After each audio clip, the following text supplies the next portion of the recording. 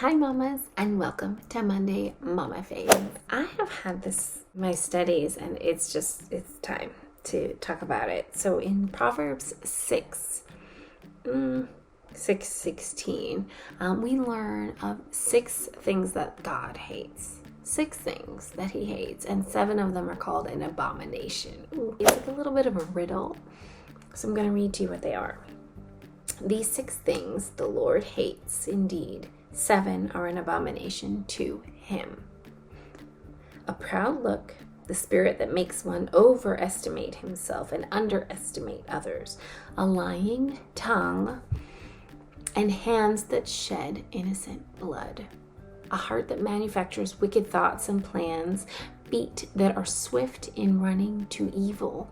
A false witness who breathes out lies, even under oath. And he who sows discord among his brethren. It goes on to say, my son, keep your father's or God-given commandments and forsake not the law of God. And your mother she taught you those. Bind them continually upon your heart and tie them about your neck. Say, when you go, they, the words of your parents and God, shall lead you. When you sleep, they shall keep you, and when you waken, they shall talk with you. For the commandment is a lamp, and the whole teaching of the law that is light, and reproofs of discipline are the way of life. So, I want to talk to you about these 6/7 things. So, this is 2 parts.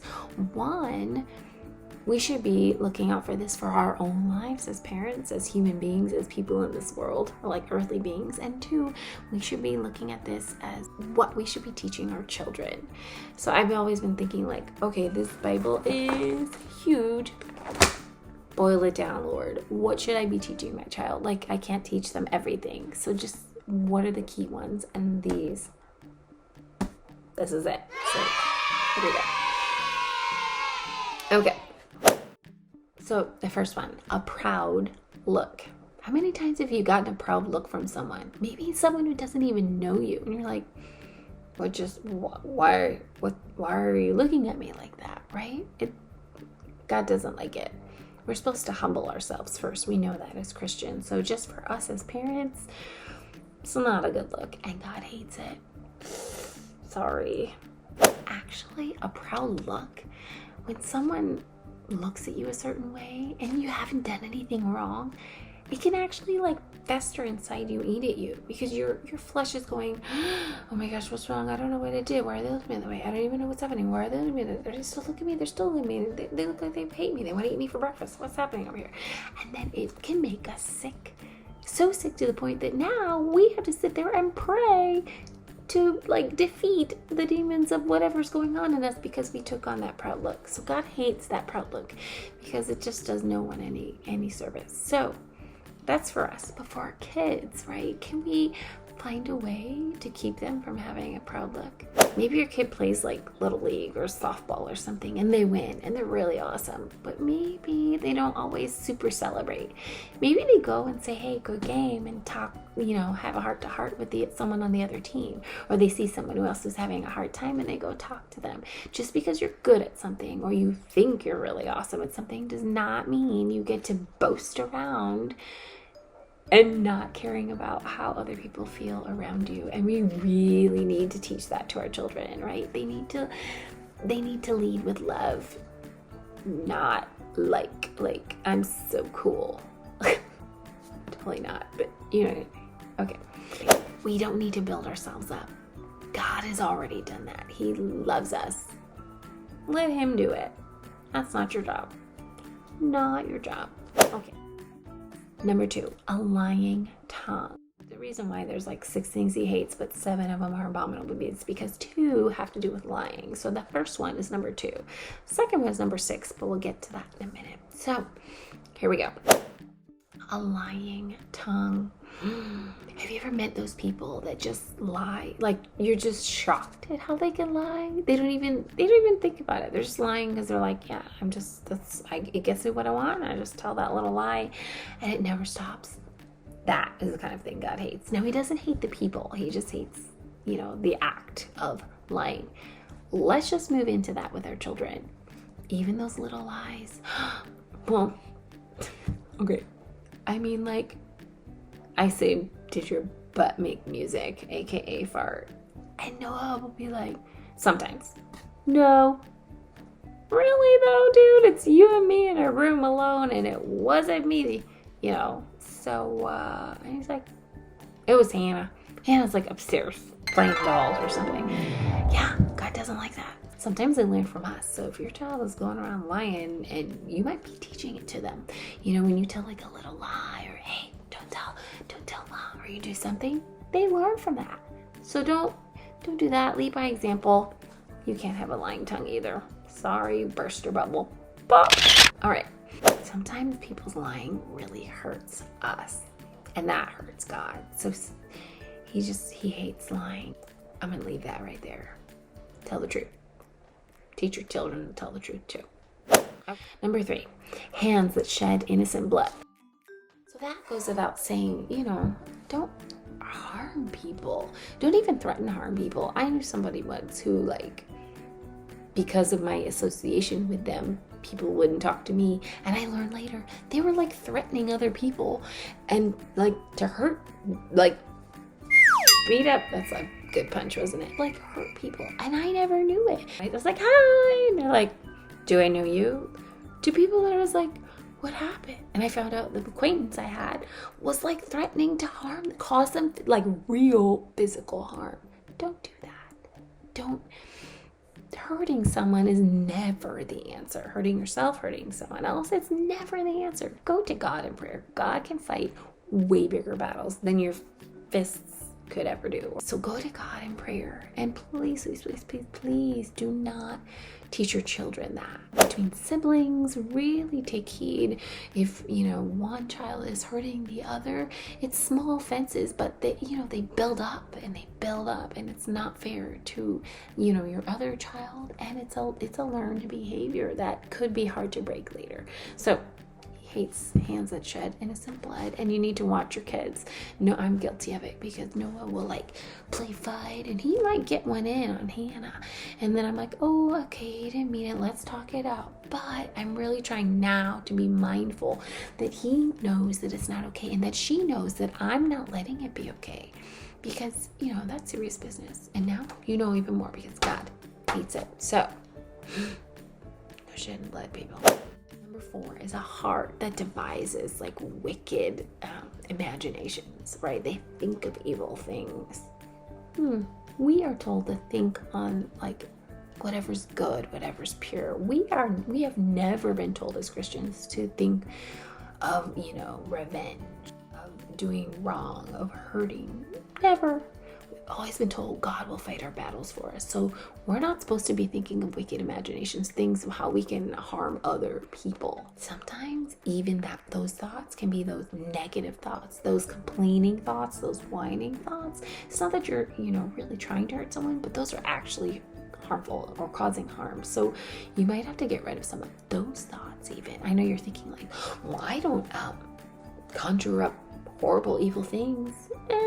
But complaining, nagging, ungratefulness, lustfulness, all those things, they kind of go in the same category. So moving on to our children, once you check yourself with that, how can we work with our children? We have to work with them on doing that. No negative thoughts, or at least minimizing it, right? Right now I'm having some, elementary school tantrums right now, so I'm really trying to work on the non-complaining part.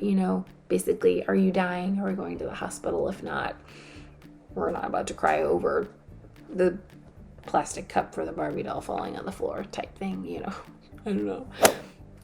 Think about what you're thinking about right now, or at least in the past few days. Is it positive or is it evil, right? That wickedness can creep in, and it festers. It just takes over everything in our brain. So I know you may think I don't have those wicked, imaginations, but you just might have some form of it that God does not like, or let's just say hates. So let's work on our kids with that. Positive thoughts, right? Think on these things. Love, things that are pure, right? Joy, light. In doing that, we're building our faith, not building our fear. So that's a good check. Are the things that you're thinking of building your faith or building fear? And then teach that to your kids. Okay, number 5 is feet that are swift to run to mischief. Are you a follower or a leader? Think about it. You enjoy going to do those things that are kind of on the line, borderline or on the edge, right? We're like, it's okay. I'm not really sinning. I mean, God, He would forgive me. He trusts me. He knows my heart is in the right place. If you have to justify it, probably not the right thing, right? I'm sorry to say, I'm like just bursting bubbles here. It's kind of like a trap, we can justify it. We're like, oh, but it's trapped. You're in this trap of justifying why your feet are taking you to go do something that you shouldn't do in your heart of hearts, or that you've read about, God, you just feel like the Holy Spirit telling you, don't do it. We've got to teach our kids to listen to that. Once we've taught it to them, they know for the most part what's right or wrong. Right now they're just doing it wrong things. They're doing it because the consequences aren't that extreme. They're like, well, Mom won't yell too much. I'll still get to watch TV. It's fine. And then that gets bigger and bigger as we get older. And then we're like, big adults, is that a thing? Then we're adults and we're like, well, the police won't catch me if I'm doing only 11 miles over. Now think about this. The thing you're doing is just going to gain you only pleasure, and it benefits nobody else or nothing else. It doesn't benefit the kingdom or anything. Your feet might be running to the wrong place. Yeah. And we have to teach that to our kids, because their feet want to run everywhere, especially if they're on TV and they're watching commercials. They can't really discern what's right and what's wrong. They just want to be, oh, I want that. Oh, look at that. Look, that looks so cool. Oh, I'm going to go over there. Hey, we should go find that place that's, right? So we have to really instill in them those seeds and plant them deep within our children, that they know what's right from wrong, what they should be doing, what they shouldn't be doing, so their feet do not run to evil. We want them to run to God. Oh, that makes me cry. That's so beautiful, right? We want their feet to run to God. Maybe they run to their knees in their bedroom and pray. Mom, I need to pray. Oh, I would cry, right? Not, Mom, I'm leaving. I'm out of here. I gotta go. See you in 2 weeks. Nah, okay, my kid's like 7, but you know what I mean. Okay. Number 6. So this is the other one, the lies one, but this one is lying at the detriment of someone else. So not only are you lying, you're lying and you know that your lie is gonna hurt somebody else, right? With our kids, that's an easy one. That's like, who broke the window? She did. Knowing that she's gonna get in trouble, like beat down trouble. What? You just broke the window, but really, like, he did. But he's lying to protect himself, knowing she's about to take the rap for breaking the window. We gotta teach him, right? Because not only are you lying, now you're hurting somebody else, and that's why God doesn't like it, because He doesn't want you hurting His people, right? His children of God. Also, be careful. If you know somebody who really lies a lot, I'm just gonna lay this out here. Be careful, because just because they're friends with you now and you feel like you're on the inside or the good side, it only takes so much before they turn on you. I'm sorry to say that, but they're communicating with you the kind of people, the kind of person that they are. Believe them. Okay. And number 7, he that soweth discord among his brethren. So someone who just like stirs up fight in between. They're enjoying watching you fester, watching you go crazy. There are people like that. I have someone like that in my life, and I'm getting used to it now. Like, I see it before it's coming, but I didn't used to. And I was always like put on the defensive and like feel like I was turning with like a chicken with my head cut off.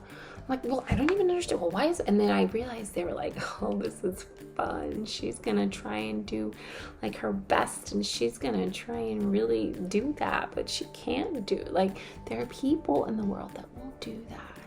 And, you just got to make sure we also teach our kids that they want the best for other people. I think that's the best thing, that you love others, because that kind of squashes that down.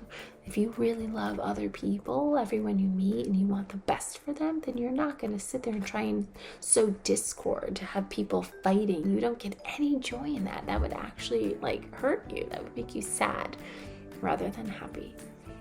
Yeah, so these are the 7. So I found peace in saying, lately, I need to focus in on what I should teach my kids. And I find that this was a really good outline for where to start and how to be a good person, be a good Christian, and on the things that God truly hates. It's well, does he hate that? I don't know. Okay, related to that, does he hate that? At least gives us an outline of where to start, because nobody's perfect. I hope you have a wonderful week, and go read it. Proverbs 6:16. Bye.